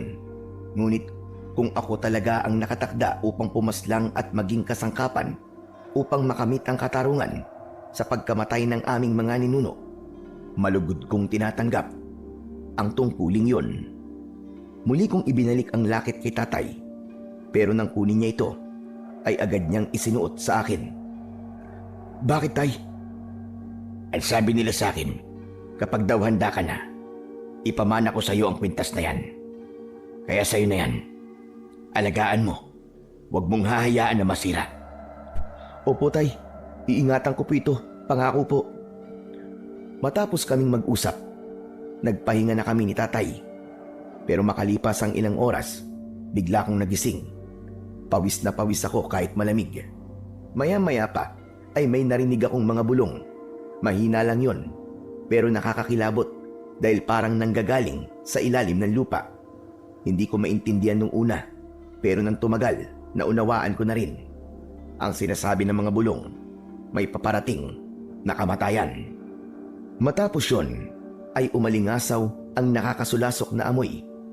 Pinaghalong amoy ng asupre at nabubulok na laman. Halos masuka ako at maubo ng malanghap ko yun. Bigla kong napalingon kay tatay, ngunit mahimbing ang kanyang tulog. Hindi ko na siya inistorbo. Agad akong tumayo at binuksan ang bintana. Bigla kong napatingin sa itaas. Nakita ko na maliwanag ang buwan. Pero yung langit ay namumula.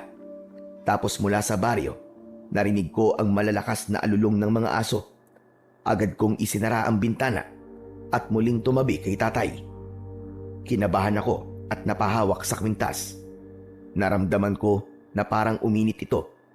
Sa sobrang takot at gulo ng isip ko, napatitig ako sa mga larawan. Nang buksan ko ang lakit, kinausap ko sila. Kung ito po talaga ang kapalaran ko, tulungan niyo po ako. Gabayan niyo po ako sa laban na nakatakda po para sa akin. Sana po, mapagtagumpayan ko. Lolo, Lola, bahala na po kayo sa akin. Pagkatapos kong sabihin yon, biglang umihip ang isang malakas na hangin na tumama sa aking muka. Biglang uminit ang lakit na suot ko at kasabay nun, biglang nagliwanag ang tungkod at kusang lumutang papalapit sa akin. Hinawakan ko ang tungkod at sa mismong sandaling nahawakan ko ito, may pangitain na biglang nagpakita sa akin. May nakita akong isang lalaki na nakadamit ng sinaunang kasuotan at may hawak na tungkod. Kamukhang kamuka ng nahukay kong tungkod. Yun ang unang pagkakataon na makita ko ang lalaking yun, pero agad ko siyang nakilala. Siya ay walang iba kundi si Moises. Pagkatapos nun ay bigla ulit nagpakita ang nakakasilaw na liwanag. Nang imulat ko ang aking mga mata, iba na ang paligid. Nawala si Moises. Nakita kong nasa isang lugar ako kung saan nakatayo ang bahay ng mga Israelita. Yung mga tao, nagpapahid sila ng dugo ng hayop sa magkabilaang gilid sa itaas ng hamba ng kanilang mga pintuan. Makikita ang takot sa kanilang mga muka habang ginagawa yon. Ilang sandali pa habang pinapanood ko sila, naramdaman kong biglang gumalaw ang bibig ko at kusa itong nagsalita. Sa gabing ito, lilibuti ng anghel ng kamatayan ng buong lugar at papatayin ng lahat ng mga panganay na anak. Ngunit kapag nakita nito ang dugo sa ibabaw at gilid ng hamba ng mga pintuan ninyo, lalampasan niya ang bahay niyo at hindi papayag ang anghel na pumasok sa mga bahay niyo at patayin ang inyong mga anak. Pagkasabi ko nito, ay biglang lumitaw ang isang itim na usok na nagpaikot-ikot sa mga tahanan. Sa bawat pintuang may tanda ng dugo, napansin kong hindi ito makalapit. Parang may hindi nakikitang pader na tumutulak pabalik sa nilalang na yon. Pero sa mga bahay na walang marka, iba ang nangyari.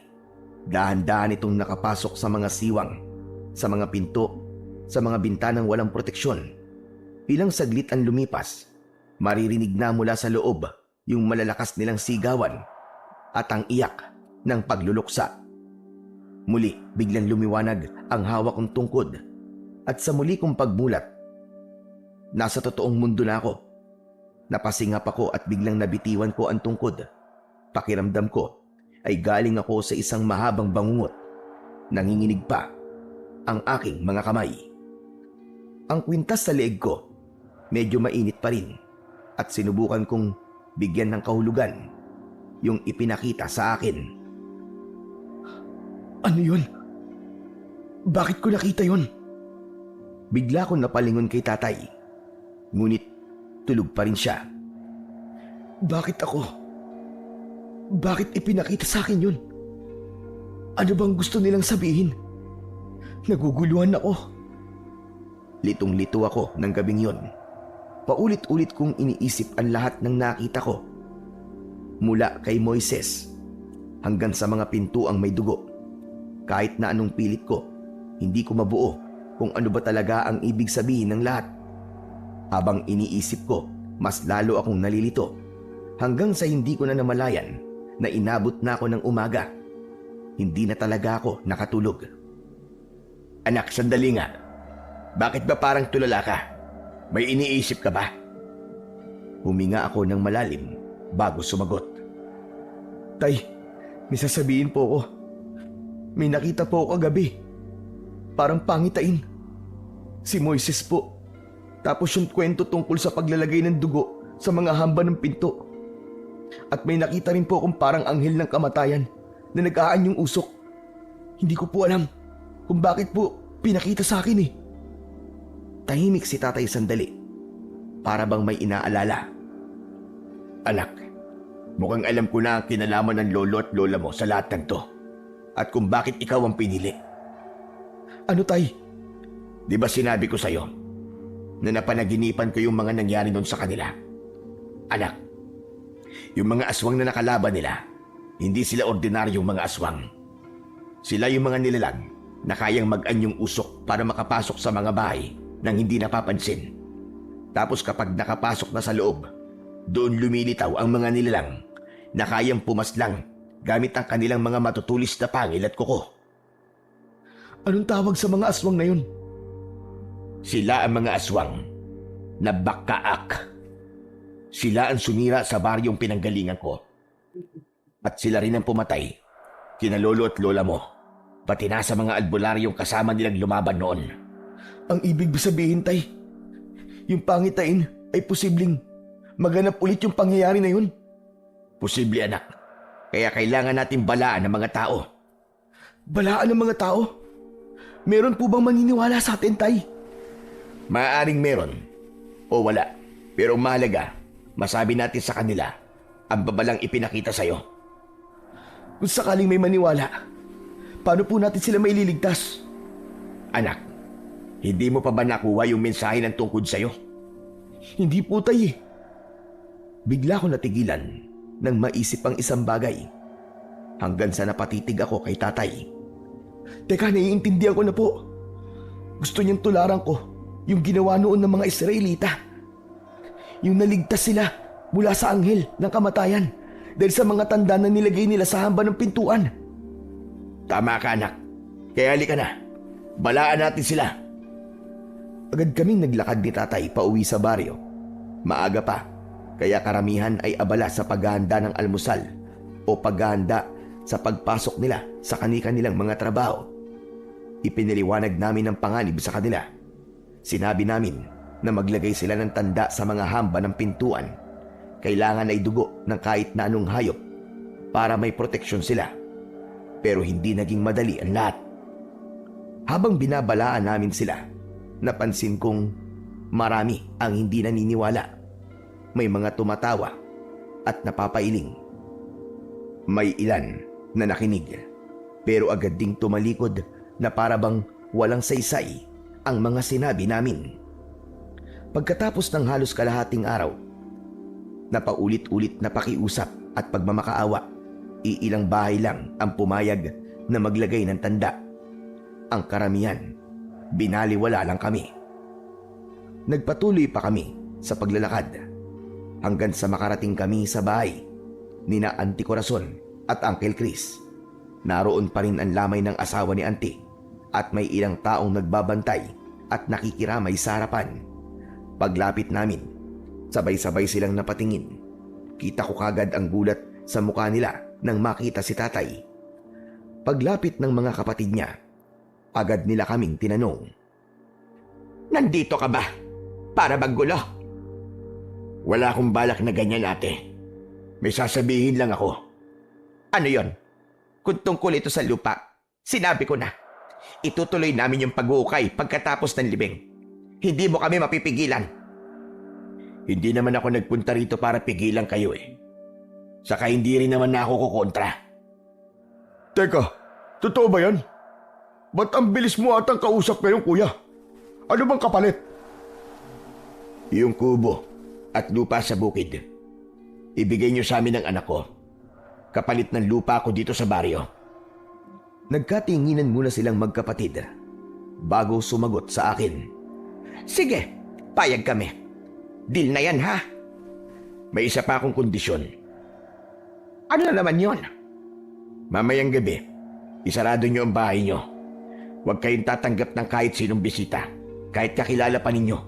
Magkatay kayo ng manok o kahit na anong hayop na meron kayo. Sahurin niyo ang dugo at ipuna sa mga hamba ng pintuan. Sa taas sa magkabila ang gilid. Pagkatapos, lutuin niyo ang karne at pagsaluhan niyo mamayang hapunan.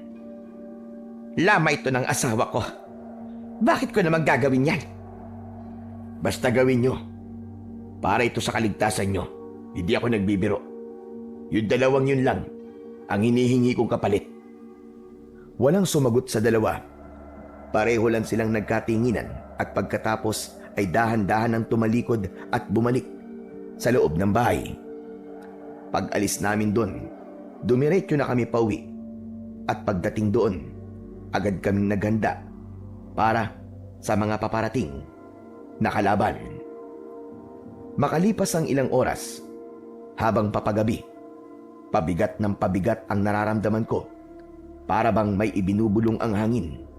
Bigla kaming nagkatinginan ni tatay nang makarinig ng malalakas na alulong ng aso mula sa hindi kalayuan. Tay, tara na! Mukhang paparating na sila! Kumpleto na ba mga gamit mo, anak? Yung kwintas nasa iyo na. Yung tungkod. Opo, tay. Nandito na po lahat. Mabuti naman kung ganon. Pero alam mo, anak, kanina ko pang gustong sabihin sa iyo to eh. Paano kaya, anak? Kung dito na lang tayo sa bahay, huwag na tayong lumabas. Tay, hindi po pwede. Marami po mamamatay panigurado. Tulad po na sinabi ng Kastila na yun. Ay, nako. Kung bakit ba naman kasi binalaan ha? Ayaw pang maniwala. Ang titigas ng ulo. Ayaw makinig. Kahit sabihin nating may paparating na panganib, wala silang pakialam na para bang mas gusto pa nilang mapahamak. Ganyan po talaga, tay. Hindi lahat maniniwala hanggat walang nasasaktan. Pero tay, kahit ganun, hindi natin sila pwedeng pabayaan. At gagawin ko po ang lahat para maipagtanggol sila at mailigtas sa mga masasamang nilalang. Tama ka, anak. Pinagmamalaki kita. Salamat po, tay. Pero sana po, matapos na po agad ang gabing ito nang walang masyadong dugong dumanak. Magaling ka, anak. Manalangin ka sa Panginoong Diyos upang matupad ang hiling mo na yan. Humingi ka ng gabay sa Kanya. Lakasan mo ang loob mo. Opo, tay. Salamat po talaga. Salamat po at nandiyan kayo para gabayan po ako. Matapos kaming mag-usap, ay inaya niya na akong lumabas ng bahay. Paglabas na paglabas, ay muli naming narinig ang malalakas na alulong ng mga aso. Bigla kaming napatingin sa lupa. May makapal na itim na usok na papunta sa baryo. Mabaho yun, para bang amoy ng nabubulok na bangkay. Anak, yan na sila, hindi ako maaaring magkamali. Ang mga aswang na bakaak. Hindi maaari ito, tay. Yung mga taga-baryo, kailangan po nila tayo. Bilisan po natin. Tumakbo kami ni tatay at ang liwanag mula sa tungkod ang nagsilbi naming gabay sa dilim. Pakiramdam ko noon ay may humahabol sa aming makapal na usok at kitang-kita ko kung paano ito dumikit sa mga bahay at puno. Pero hindi kami natabunan nito. Parang itinataboy ng liwanag ng tungkod ang mga anino. Kaya kahit medyo kinakabahan ako, tuloy pa rin kami. Ang ilaw na yon ang nagprotekta sa amin at nagbukas ng daan sa gitna ng nagdidilim na baryo. Ilang sandali ang lumipas, nasa baryo na kami. Yung mga itim na usok, pumapasok sila sa mga siwang ng mga pintuan at pagkatapos nun, maririnig sa mga kabahayan ang malalakas na sigawan at iyak ng pagluluksa. At sa gitna ng lahat ng yon, may isang malaki at makapal na usok ang bigla na lamang humarang sa amin. Pagkatapos, unti-unti itong nabuo. Nakayuko ito. Mahaba ang likod na para bang nakaarko. Ang balat niya ay kulay mapusyaw na kayumanggi, tapos may kung anong maliliit na bitak na may lumalabas na itim na likido. Mahahaba ang kanyang mga braso, halos sumayad na sa lupa at ang mga daliri niya ay mahahabat payat na parabang patpat. Tapos sa dulo ay may matutulis na kuko. Wala itong bibig na normal. Ang panga niya, hati hanggang tenga, parang napunit at sa bawat paghinga niya ay lumalabas ang maiitim na usok. Yung mga mata niya, para bang nagliliyab na apoy na nakakulong sa loob ng bungo. Hindi ako nakagalaw pero biglang uminit ang tungkod na hawak ko. Joshua anak, anong gagawin natin? Subukan mo kayang itaas ang tungkod mo. Hindi ko alam kung bakit sinunod ko ang tatay ko. Tapos may biglang bumabang liwanag mula sa itaas para itong kidlat at tumama sa tungkod ko. Mabilis na kumalat ang puting apoy sa paligid ko. Hindi ito mainit pero mukhang nakakapaso para sa nilalang ng dilim. Ang mga bakaak na nasa paligid ay biglang umurong at umungol na parabang nasasaktan. Ngayon na Joshua, gamitin mo na ang kapangyarihan ng tungkod. Sige na, bilisan mo anak! Pagkatapos sabihin yon ay natigilan ako. Sa loob ng utak ko, may boses na sumingit. Hindi akin, hindi rin kay tatay. Ang sabi niya, itulos ko sa lupa ang aking sandata. Agad kong itinaas ang tungkod. Tapos ay buong lakas kong itinusok ito sa lupa. At mula sa lugar kung saan nakatulos ito, may lumabas na liwanag. At pagkatapos, lahat ng mga aswang na nadadaanan nito ay natutunaw. Parang mismong lupa ang kumakain sa kanila. Biglang nagwala ang kaninang bakaak na nabuo sa aming harapan. Galit na galit ito, tumalon sa ere at sumugod papunta sa direksyon ko. Ay! Hindi ka niya maaabot anak! Hawakan mo lang ng maigpit ang tungkod mo! Nang makalapit ito sa amin, biglang nabuo ang isang bilog na liwanag. Paglapit niya sa amin, biglang nagliyab ang balat niya. Umiyak siya nang dahil sa labis na sakit. Muli, may narinig akong tinig sa loob ng aking utak. Itaas ko raw ang tungkod at itapat ito sa aking mga kalaban. Agad ko itong ginawa.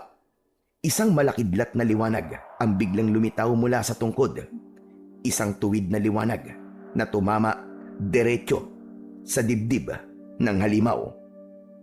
At sa huling pagkakataon, sumigaw ito habang unti-unting nasusunog. Sa huli, walang natira sa kanya kundi abo. Nang mapaslang na ang kanilang pinuno, biglang bumalik ang katahimikan sa baryo. Unti-unting lumiwanag ang paligid nang naglaho na ang mga natitirang itim na usok na kanina lang ay bumabalot sa buong lugar. Tay, tapos na. Nagtagumpay tayo. Tama ka anak. Natalo mo sila. Natalo mo ang kadiliman. Ilang sandali pa, unti-unti nang humina ang liwanag ng tungkod. Samantala, ang pangyayaring yon, marami ang namatay. Kasama na roon sina Anticora na hindi sinunod ang bilin na maglagay ng tanda sa mga pinto at bintana. Tahimik na nakatayo si Tatay Lando at si Uncle Chris sa tabi niya. Hawak nila ang malamig na kamay niya. Hindi sila nagsasalita pero kita ko ang lungkot sa kanilang mga muka. Ilang sandali pa, nagsilabasan mula sa kanilang mga bahay ang mga nakaligtas. Lalo na yung mga naniwala at sumunod sa mga sinabi ko. Nilapitan nila ako, umiiyak at nagpapasalamat. Hindi sila makapaniwala sa nangyari. Ako man, hindi ko rin lubos maisip na buhay pa kami matapos ang gabing yon. Salamat po, Panginoon. Salamat po sa paggabay sa akin. Salamat po sa pagpapaintulot mong magamit ko ang banal na bagay na ito laban sa kasamaan. Matapos kong mabanggit ang dasal, narinig kong nag-usap ang dalawa. Kuya, patawad. Bakit? Ano ang hinihingi mo ng tawad? Hindi kasi namin pinakinggan. Tapos pinagtawanan pa namin kayo. Akala namin nababaliw lang kayong mag-amay. Pero totoo pala mga sinasabi ninyo. Kung nakinig lang sana kami ni ate, sana buhay pa siya. Chris, wala kang kasalanan. Hindi kita sisisiin. Wala namang may gusto nang nangyari.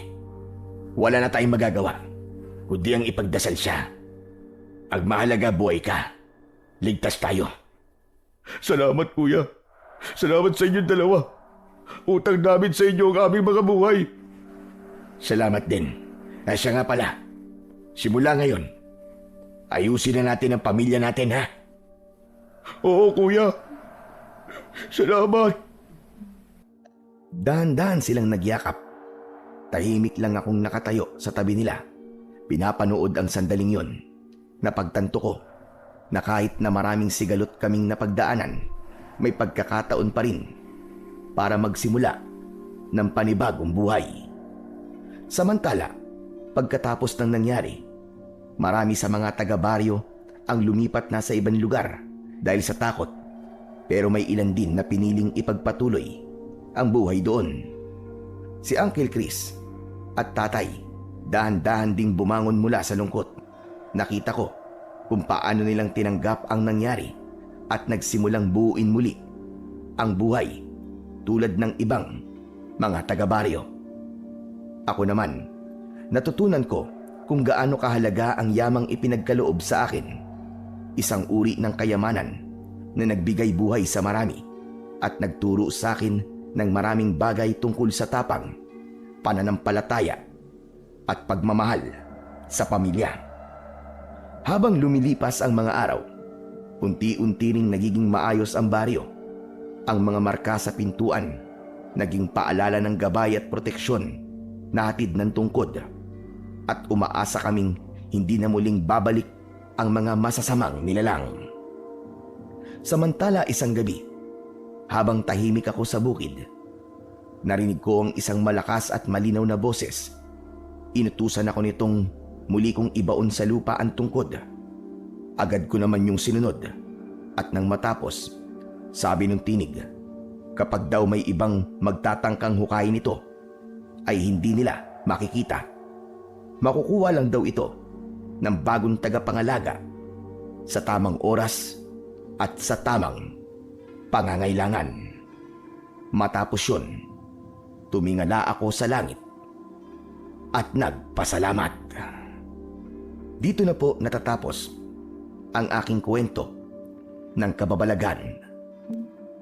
Ano po, ay may napulot po kayong aral sa kwentong ito at magkaroon pa kayo ng matinding pananampalataya sa ating Poong May Kapal.